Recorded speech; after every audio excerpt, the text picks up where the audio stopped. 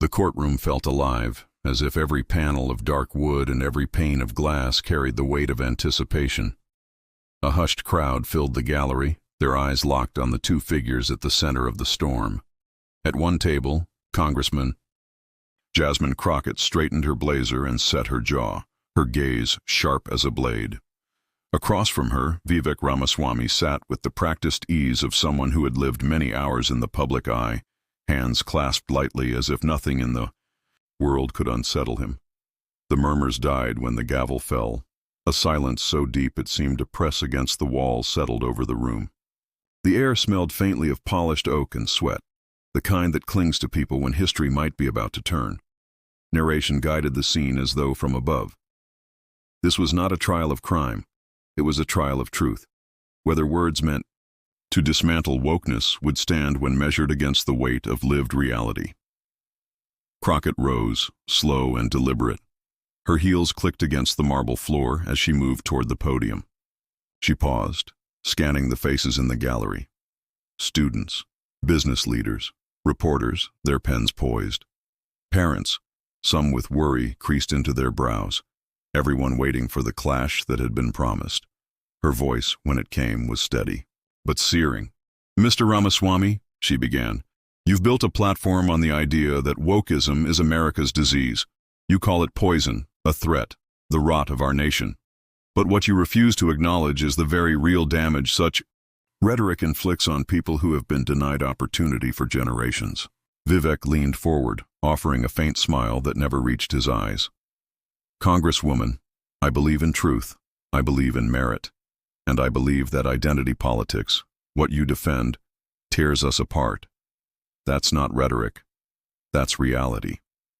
The gallery shifted uneasily. Heads turned, whispers stirred like restless leaves.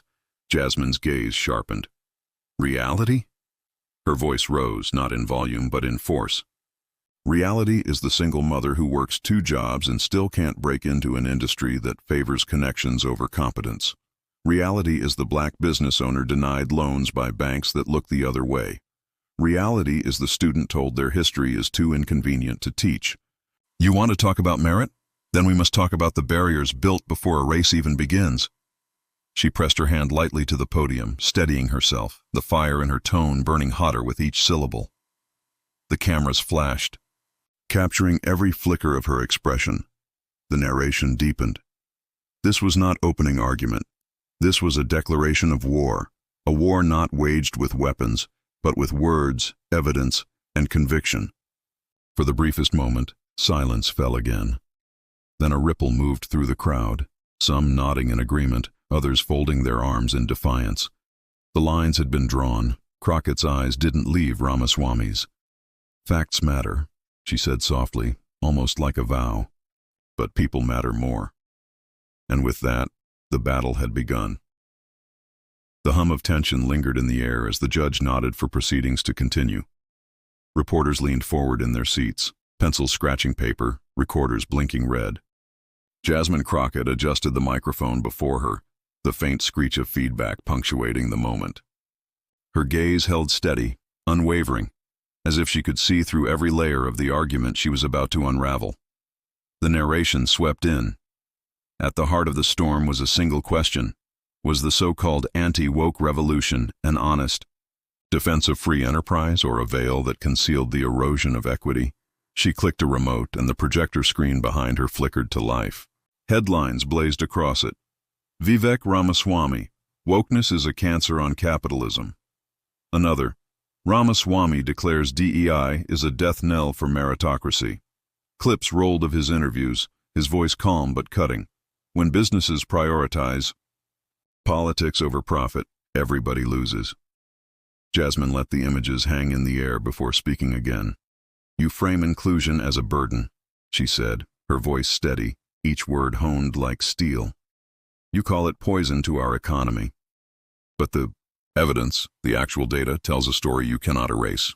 An economist was sworn in, a woman with silver hair pulled tight into a bun, her glasses reflecting the screen. She carried an air of gravity, the kind that only years of studied truth could provide. Jasmine guided her forward. "Professor," she began. "You've studied the performance of corporations that embrace diversity and equity initiatives. Tell this court what you found." The woman's voice was calm, precise. "Decades of research reveal a consistent pattern. Companies with diverse leadership are more profitable, more innovative, and more resilient to crises. McKinsey's most recent global study confirms this. Diverse executive teams outperform by more than 30% compared to their peers." The gallery stirred again. Some scribbled furiously in notebooks, others exchanged glances. The data was not abstract. It was a revelation. Jasmine pressed further.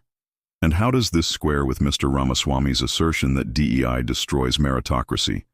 The professor lifted her eyes, meeting the congresswoman's gaze. "It's the opposite. Inclusion broadens the pool of talent. It ensures merit is not hidden under centuries of exclusion." Jasmine's tone sharpened. "So when my colleague here claims these programs cripple our markets, the record shows he is wrong?" The professor did not flinch. "Factually wrong. Categorically wrong." Narration thundered in. Here, the facade began to crack. The claim that equity weakens capitalism dissolved under the weight of evidence, leaving bare the human cost of ignoring it. Vivek's composure did not break, though a flicker of impatience crossed his brow. He leaned toward his microphone. "With all due respect, selective studies don't prove the whole. Correlation is not causation. Businesses thrive because of leadership, not because they bow to identity quotas. That's common sense." Jasmine's eyes narrowed. "Quotas. No one is speaking of quotas. We are speaking of opportunity. We are speaking of talent long overlooked. What you dismiss as politics is simply fairness given form." She turned again to the gallery. On the screen now appeared photographs of workers, black men in hard hats, Latina women in lab coats, young graduates clutching diplomas. Their faces carried pride, but also struggle, carved into their expressions. "These are not quotas," she said softly, though her voice carried the weight of the room. "These are human beings, mothers, fathers, dreamers, who ask for nothing more than the chance to compete on equal ground. When you strip equity from the market, you are not defending merit, you are defending privilege." The narration drew close, intimate. In that moment, the debate ceased to be about spreadsheets or slogans. It became about the lives suspended between rhetoric and reality. A ripple of applause broke from one corner of the gallery, quickly, hushed by the bailiff's stern glance. But the current had shifted. The room was no longer neutral ground. Jasmine closed her notes, her voice lowering into a steady resolve. "The truth is simple. The world you claim to defend, one without accountability, without equity, is a world that cannot survive the century ahead, because progress will not be stopped and people will not be erased." Her words hung in the air like a verdict yet to be spoken. Vivek folded his hands, eyes locked forward, preparing his counter. The crowd leaned in, sensing that the deeper clash was only just beginning. The courtroom felt heavier now, as though every breath carried the dust of history. The judge gave a curt nod, allowing Jasmine Crockett to call her next witness. A woman, in her 40s, rose from the gallery, shoulders squared yet trembling faintly. She wore a simple blouse, sleeves rolled to the elbow, and clutched a folder against her chest as though it were armor. Narration moved softly across the silence. Behind every statistic is a story. Behind every debate, a life. Jasmine gestured toward the witness stand. "Please state your name and tell us why you're here today." The woman cleared her throat. "My name is Linda Torres. I own a small catering business in Dallas. I started it from my kitchen with nothing but family, recipes and borrowed pots." Her voice wavered, but she steadied it. "When a local grant program prioritized minority-owned businesses, I applied. I thought maybe, finally, I had a chance." She opened the folder, showing documents to the court. "I was denied. They said my application wasn't competitive. Later I learned larger companies, ones already backed by investors, took the lion's share. My staff? 2 employees, both single mothers. I wanted to grow, to hire more people like them. But the doors shut before we even knocked." Her words fell like stones into the silence. Vivek leaned forward, seizing the moment. And this, Congresswoman, is precisely my point. Equity programs create the illusion of fairness, but in practice they reward bureaucracy. They pit entrepreneurs against each other, breeding resentment. His voice sharpened. Real competition doesn't need handouts. Jasmine turned toward him, her tone measured, almost surgical. Mr. Ramaswamy, are you suggesting that systemic inequities magically disappear the moment someone files paperwork for a grant? He smiled tightly. I'm suggesting that hard work, not skin color, determines success. Jasmine's eyes narrowed. She let the silence stretch, then spoke with deliberate weight. Tell that to the generations of redlined families denied mortgages. Tell that to women underpaid for equal work. Tell that to Linda Torres, whose hard work you dismiss because the system pretends it is neutral. The gallery stirred, some nodding, others bristling. The tension pulsed like electricity. The gallery stirred, some nodding, others bristling. The tension pulsed like electricity. Narration swept in, darker now. Two visions of America collided, one clinging to the purity of markets, the other insisting that markets, left unchecked, calcify inequality. Another witness was called, this time by the defense. A man in his 60s with a crisp suit and the air of certainty took the stand. He introduced himself as Charles Whitmore, a policy analyst from a libertarian think tank. His tone was polished, authoritative. Diversity mandates, he said, firmly, impose costs that strangle small businesses. Every regulation, every compliance metric, it drains resources. You can't legislate fairness into markets. You can only create inefficiency. Vivek nodded approvingly, arms folded. Exactly my argument. Jasmine did not flinch. She stepped closer, her voice like tempered steel. Mr. Whitmore, are you aware that studies from Harvard Business Review show diverse companies outperform competitors by nearly 20%? Are you aware that turnover decreases when employees feel represented? He shifted, only slightly. Studies can be cherry-picked. Then let's not cherry-pick, Jasmine snapped. She held up a packet of reports. Let's look at the overwhelming consensus. Inclusivity strengthens resilience, innovation, and profitability. That is not inefficiency. It is survival. The judge raised an eyebrow as if acknowledging the strike. Narration interwove with the hush. In that instant, the facade of academic detachment fractured. The testimony of lived experience clashed with the cold abstraction of ideology. Linda Torres sat in the gallery, eyes wet but burning with vindication. She wasn't a data point. She wasn't inefficiency. She was a human being fighting to keep her dream alive. Jasmine turned back to the courtroom, her voice lower now, intimate yet commanding. Merit cannot exist where opportunity is strangled. Fairness is not the enemy of freedom. It is its foundation. Without it, capitalism is a mask worn by privilege. The words landed heavy, the silence after them louder than any applause. Reporters scribbled furiously. Cameras clicked. Every face in the room reflected the weight of what had been said. Some defiant, some awakened. Vivek remained motionless, but the faint tension in his jaw betrayed his composure. He leaned into the microphone. Congresswoman, I won't apologize for defending a system that rewards excellence. Equity sounds noble, but in practice it's discrimination by another name. Jasmine met his eyes, unflinching. And ignoring inequity is injustice by another name. The judge's gavel tapped lightly, signaling a shift. The crowd leaned forward as Vivek Ramaswamy rose from his seat. He walked to the stand with the polished confidence of a man accustomed to stages larger than this courtroom, television studios, campaign rallies, debates that reached millions. His suit was immaculate, his expression composed, but in the charged silence, even his breath seemed heavy.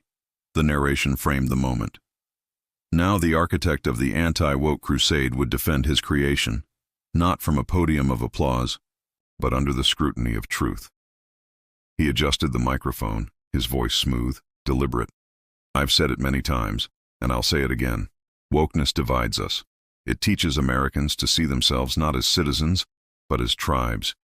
It makes victims where there should be competitors. and it undermines the greatest system mankind has ever known, capitalism built on merit. The words landed with practiced rhythm. Heads in the gallery nodded, others frowned. He leaned back slightly, allowing the weight of his rhetoric to fill the room. Jasmine Crockett rose slowly, her eyes locked onto him with a gaze that could strip varnish from wood. "Mr. Ramaswamy," she said evenly, "you speak of unity, but unity built on denial is nothing more than silence. Silence for the oppressed, silence for the excluded, silence for those whose labor has long been exploited without recognition." Vivek smiled thinly. "Congresswoman, unity cannot be built on guilt. My vision is not to silence anyone, but to stop elevating identity above merit. That's the trap of your so-called equity." She stepped closer to the podium, her voice lowering into a sharper cadence. "Merit? Tell me, who defines it? Who measures it when systemic bias ensures some start the race miles ahead while others are chained at the starting line?" A murmur rippled through the crowd. Some gasped softly, others exchanged pointed glances. Jasmine clicked another slide onto the projector. Charts appeared, wage gaps by race and gender, unemployment disparities, studies on systemic bias in hiring. She didn't raise her voice, she didn't need to. The facts spoke in neon clarity. "Mr. Ramaswamy, you've said publicly that DEI initiatives kill productivity. But here is data, peer-reviewed, global, that proves the opposite. Companies that embrace inclusion increase innovation, reduce turnover, and expand their markets. So I ask you, who is dividing us? The policies that bring people in, or the rhetoric that pushes them out?" Vivek leaned in, a flicker of steel in his tone. "I don't deny disparities exist. But forcing corporations to fix them with social engineering, that's tyranny disguised as progress." Jasmine's eyes blazed, her voice rising for the first time. "Tyranny is watching entire communities locked out of opportunity while elites preach merit from towers they never had to climb. Tyranny is pretending neutrality exists in a system born from exclusion. What you call social engineering, I call justice catching up to history." The gallery erupted in murmurs, the bailiff stepping forward to quiet them. The air itself seemed to tremble under the weight of the clash. Vivek's composure tightened, his jaw flexing as though resisting the urge to retort too quickly. He inhaled, then spoke with quiet conviction. "Congresswoman, you speak of history. I speak of the future. And in the future we cannot afford to divide every success by race, every failure by oppression. We need excellence, not excuses." Jasmine stepped forward, her voice dropping into a tone both intimate and thunderous. "And yet your future is built on a lie. That excellence exists untouched by context. That failure is always personal, never systemic." "I don't call that the future, Mr. Ramaswamy. I call that the past, dressed in new clothes." The silence afterward was sharp enough to cut. Cameras flashed, reporters scribbled. In that pause, the courtroom felt suspended, caught between the pull of two worlds, one clinging to denial, the other demanding reckoning. The judge finally cleared his throat, breaking the silence. "Proceed," he said simply. And with that, the battle raged on. The air in the chamber seemed to thicken, as though invisible walls were closing in on everyone seated there. The judge's gavel had long since fallen silent, but the echoes of Jasmine's fiery exchange with Vivek still lingered in the minds of the audience. Outside the courthouse, the rain had eased, leaving the world glazed with a damp sheen. Yet inside, the storm had only just begun. Jasmine adjusted her blazer, her eyes burning with purpose. She rose again, deliberately slow, her chair scraping softly against the wooden floor. The sound, though subtle, drew every gaze back to her. There was an unmistakable intensity in her movements, the kind of precision that belongs not to someone uncertain, but to someone who has prepared for this moment her entire life. "Mr. Ramaswamy," she said, her voice even now, calm but sharp as glass. "You've built your persona on the claim that you are unshakable, a man immune to political correctness. But what you call strength is, in fact, willful blindness." Vivek smirked. He leaned back in his chair, projecting an aura of nonchalance. Or perhaps it's clarity. America has been drowning in identity politics for decades, Congresswoman. I simply refuse to play the game. Jasmine tilted her head slightly, her lips curling into the faintest shadow of a smile. You refuse to play the game because the game has never demanded a cost from you. You dismiss the experiences of millions as theater, but you've never been forced to live the script. A murmur rippled through the audience. Jasmine's tone wasn't angry now. It was surgical, each word cut clean, deliberate, undeniable. Vivek's jaw tightened. He shot back, his voice louder this time, almost theatrical. I was raised by immigrants who came here with nothing. They worked harder than anyone else in their community. Do not mistake me for some pampered elite. I understand hardship. Her eyes flickered with something like pity. Hardship is not universal currency, Vivek. What you faced in building a career, what your parents faced in starting over, is real. But it is not the same as being followed by security every time you enter a store, or being pulled over simply because of your skin tone, or having your very name used as a weapon to suggest you don't belong. Do not confuse struggle with oppression. The silence that followed was electric. Even the clicking of pens had ceased. A young man in the gallery shifted forward, his face tight with emotion. Jasmine's words weren't just for Vivek anymore. They were for every person in the room who had swallowed silence for survival. Vivek tried to laugh, but the sound landed hollow. So what then? We keep rehashing history?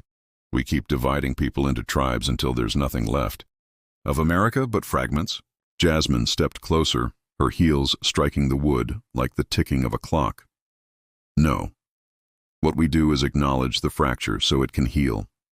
Pretending it isn't there does not unite us. It weakens us. She paused, allowing the words to sink deep. Then, with a measured breath, she leaned forward just enough that her presence felt inescapable. What you call anti-woke is nothing more than an excuse to shut down uncomfortable truths. You say you want unity, but unity cannot be built on denial. It must be built on justice. Gasps fluttered across the courtroom. Even the judge sat forward slightly, his hand resting near the gavel, though he did not raise it. Vivek opened his mouth, but for a moment, no words came.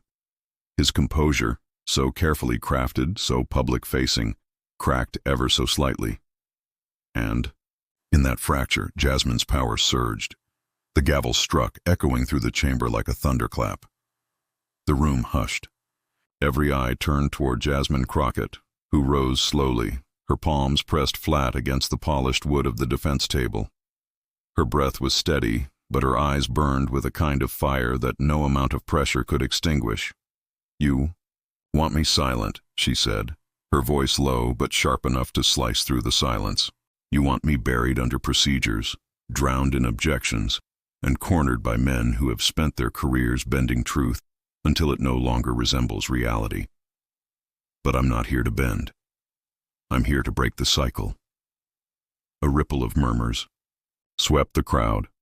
Opposite her, Trump leaned back, his smirk curling into something colder, more dismissive, as though her words were little more than background noise.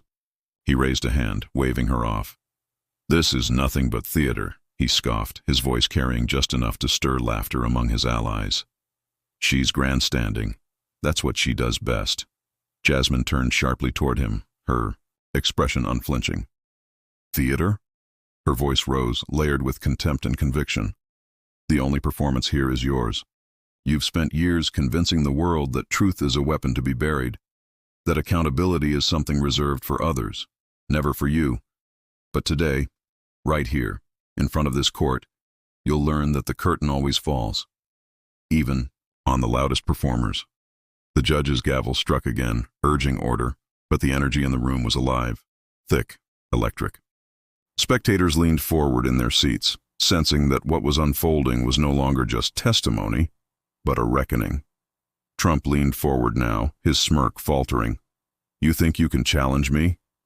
His words carried a venomous edge. You're just a blogger, a nobody, a loudmouth dressed up as a congresswoman. The chamber gasped, even the judge's brow furrowed.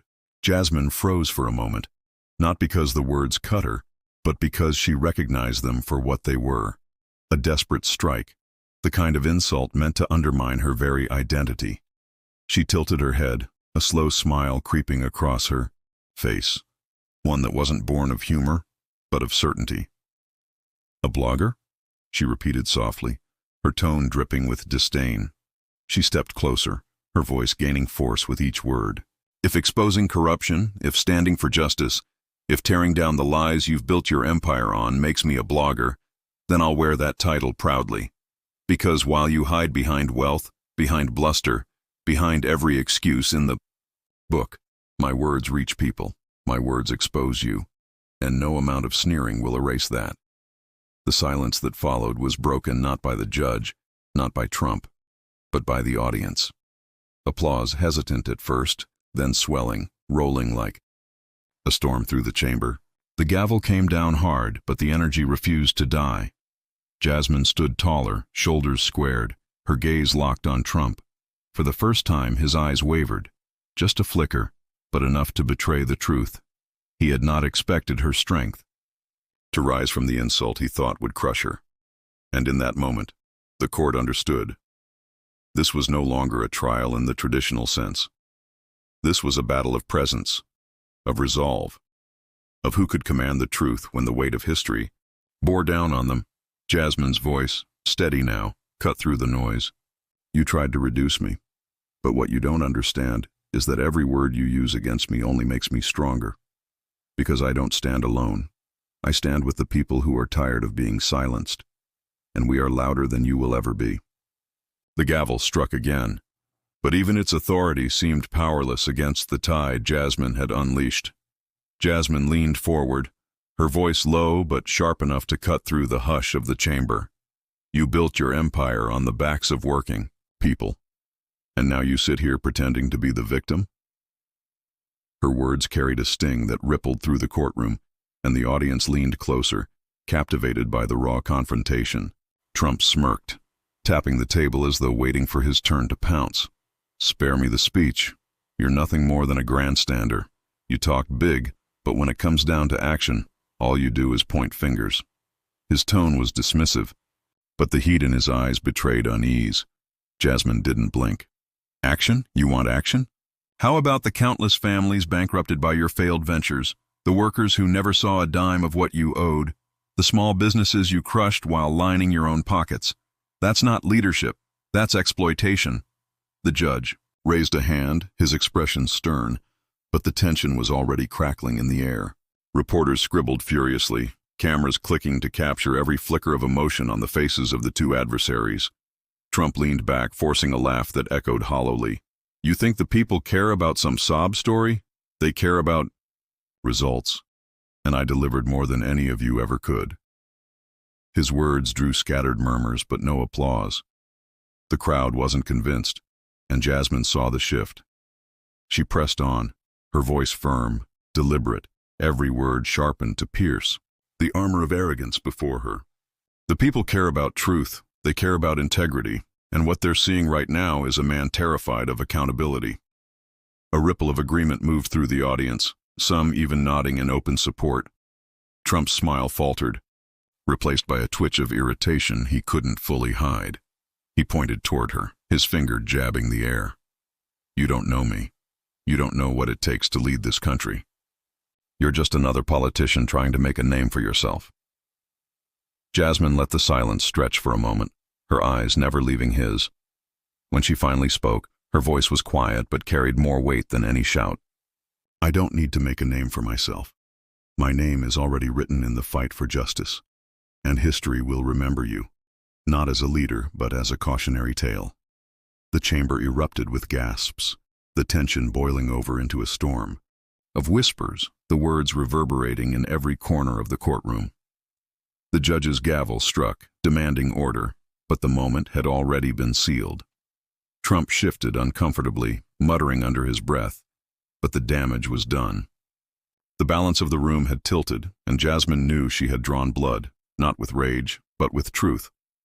The energy in the courtroom was no longer his to control. It belonged to her. The chamber was restless, a low murmur rolling across the benches, as though the air itself carried the weight of the coming storm. Jasmine sat rigid, hands folded before her, her gaze never leaving Vivek. He leaned back in his chair with a sly half-smile, the posture of a man who thought the crowd already belonged to him.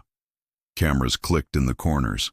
Every eye seemed to shift between them, predator and challenger caught in a tightening circle. The moderator cleared his throat, trying to wrestle the room back under order, but his voice cracked against the anticipation. Vivek leaned forward at last, his tone sharp, his words dripping with condescension. Congresswoman Crockett, you've made a career painting yourself as the voice of the people. But when I look at your record, I see nothing but obstruction. I see noise. Tell me, what have you truly done besides complain about injustice and stir division? A murmur of approval rippled from one side of the gallery, his supporters emboldened by the direct strike. Jasmine didn't flinch. Her eyes narrowed, her fingers drummed once against the table. She allowed the silence to grow thick, unbearable, until the weight of it pressed even on Vivek's smirk. She rose slowly, her chair scraping against the polished floor, and the chamber hushed. Her voice carried a quiet fire, restrained but lethal. You want to talk about noise? You want to measure impact by decibels instead of by lives changed? Let's measure. While you stood on podiums calling everything woke, as though empathy were a disease, I was in communities where people had lost hope. I was listening when mothers begged me to fight for health care that might save their children. I was there when families evicted from their homes wondered if anyone in this government still saw them as human. Her voice cracked once, not with weakness but with raw, living memory. The silence deepened, heavy, almost reverent. She let it linger before pressing forward, sharper now.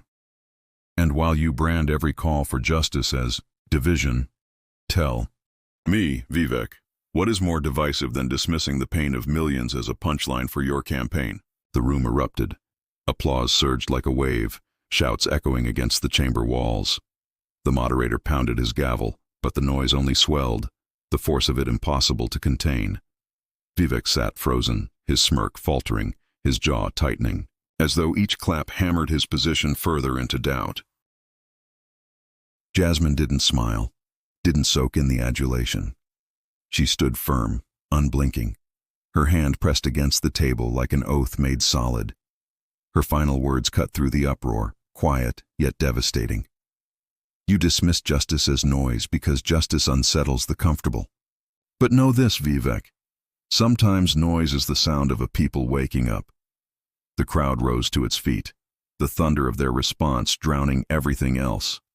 Vivek's eyes darted across the room, calculating, searching for footing he could not find. For the first time, the man who had seemed untouchable looked small, eclipsed by a voice that refused to be silenced. The gavel slammed again, desperate for control, but the chamber no longer belonged to rules. It belonged to the roar of truth, and in that roar Jasmine stood unshaken. The courtroom felt like a storm about to break. Everyone could sense it. The press leaned forward with pens poised, lawyers whispered among themselves, and even the judge tightened his grip on the gavel as if bracing for impact. Vivek stood tall, his tone sharp, every word calculated to provoke. He pointed toward Jasmine, his eyes flashing. This is the problem with Congress today. Performers who shout louder than they legislate, people who prefer Twitter applause to real policy. A few smirks broke out from his supporters in the gallery, their whispers like sparks feeding a fire. But Jasmine remained perfectly still. She didn't blink, didn't flinch. She slowly placed her pen down, folded her hands, and stared at Vivek, as though dissecting him. The silence she commanded unsettled him more than any outburst could. Finally, she leaned forward, her voice calm but cutting. You call this performance, Vivek? No, this is accountability. And accountability always feels like an attack to someone who refuses to own the truth. The words landed with the weight of a verdict. The room shifted. Reporters' fingers clattered against keyboards, trying to capture the exact phrasing. Even the judge hesitated, glancing toward Jasmine as if to measure the gravity of her statement. Vivek laughed, but it was forced, brittle. Spare me the theatrics. You thrive on division, on painting every disagreement as oppression. Jasmine rose from her seat, her voice rising just enough to echo against the wood-paneled walls. Division is when you build your career on telling Americans they should hate each other. Division is when you strip the word justice from its meaning and replace it with cheap slogans. Do you think people can't see through this act? Or do you hope they won't? A low murmur of agreement rippled through the crowd. Vivek tried to interrupt, but the sound of people reacting, some clapping softly, others gasping, swallowed his words. His attempt to regain the floor faltered as Jasmine pressed forward. You can shout about woke politics all day long, but here's the truth. You don't want fairness, you want obedience. And when someone refuses to bow, you label them dangerous. The judge banged the gavel, calling for order, but the fire was already lit. A spectator shouted, "That's right," before being silenced by security. Vivek's composure wavered for the first time. His jaw tightened, his smirk gone. He turned toward the judge, desperate to reframe himself as the victim. Your Honor, this is precisely the chaos I warned about. This. But Jasmine cut him off, her words slicing clean through his protest. What you warned about isn't chaos, Vivek. It's democracy. And democracy has always terrified men who believe their voice should drown out everyone else's. The eruption was immediate. Applause thundered from the gallery before the judge could strike the gavel again. Cameras flashed, capturing Jasmine's defiant figure standing tall against the storm. Even those who had doubted her strength before now saw something undeniable. She wasn't just sparring. She was dismantling him piece by piece, and he knew. Vivek sat down hard, as if his legs refused to hold him any longer. Jasmine slowly lowered herself back into her chair, eyes never leaving his. Her silence now said more than words. The battle had tilted, and everyone in the room knew it. The tide was no longer his to command,